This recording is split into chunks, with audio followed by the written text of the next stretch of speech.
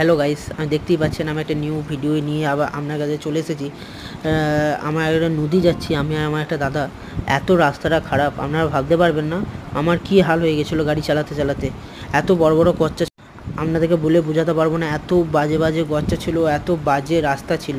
আর সব থেকে বাজে ছিল সব লোকগুলো সব গালি দিচ্ছে যে জল গর্ত বা রাস্তায় জল থাকলে গাড়ি পেরিয়ে গেলে জল তো গায়েতে লাগবেই। আপনারা বুঝতে পারছেন। ওরা দাদাকে বলতে পারিনি, আমরা ওই ভিডিওটা আমি পোস্ট করে দিয়েছি, ওই ভিডিওটা নয় আমাদের কাছে। আমরা যে ভিউ দেখতে যাচ্ছিলাম, আবহাওয়া ভালো ছিল। 3-4 দিন ধরে বৃষ্টি হচ্ছে, তো 3-4 দিন ধরে বৃষ্টি হচ্ছে, আমরা যেতে পারিনি। তাও আমরা 40-এর স্পিডে মিনিমাম রেখেছিলাম যে যাওয়ার। কিন্তু এইখানটা দেখতে পারবেন যে আমি এখানে পড়তে বেঁচে গেছিলাম। মানে এখানে এত বাজে রাস্তা আপনারা ভাবতে পারবেন না, এত বাজে রাস্তা। দেখবেন এইখানটা পড়তে বেঁচে যেতাম। এখানে এই বাইকটা এসে গেছে, এখানে স্লিপ মেরে দিয়েছে, পড়তে বেঁচে গেছিলাম এখানে। আমি ওর জন্য আস্তে আস্তে চালাচ্ছিলাম। আপনারা দেখতে পাবেন একটু আগে ভিডিওটা, স্লিপ খেয়ে যাবে দেখবেন।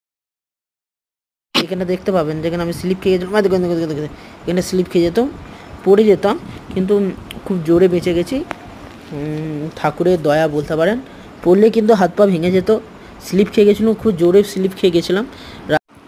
রাস্তার অবস্থা দেখতেই পাচ্ছেন, একদম চারিদিকে দেখুন না, কত বড় বড় গচ্চা। আমরা যেতেই পারছি না, এত বাজে গচ্চা। আমরা সামনে দেখতেই পাবেন, দেখুন এখানে বাচ্চা ছেলেরা ক্রিকেট খেলছে।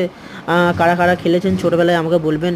আমরা তো খুব বন্ধুদের সঙ্গে খুবই খেলেছি। আজ দেখতেই পাচ্ছেন এত বড় বড় গচ্চা, কীভাবে গাড়ি চালানো যাবে? এরকম রোড হলে লোকে তো অ্যাক্সিডেন্ট করে বসবে।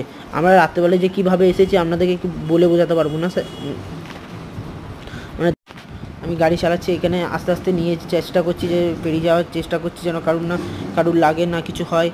লেগে গেলেই বুঝতে পারছেন তো এখন পাবলিকের